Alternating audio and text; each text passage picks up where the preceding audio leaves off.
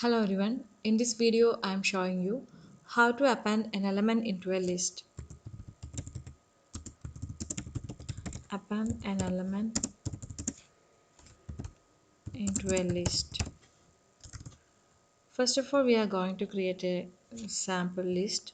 For example, I am taking the list name list1 equals, then we are initializing the list with some numbers 1, 2 and 3. Here the list1 contains 1, 2 and 3.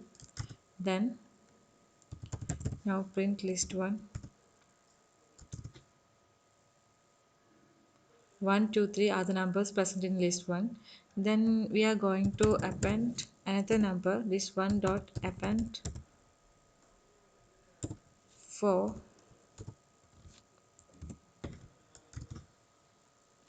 Then print list 1. Here number 4 is also present in list 1. Then the list contains 1, 2, 3 and 4. And we can also append another number, list 1 dot append 5, list 1. Now printing list 1, we will get 1, 2, 3, 4, 5. This is the append function.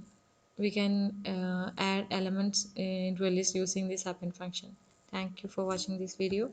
Please like, share and subscribe my channel for more videos.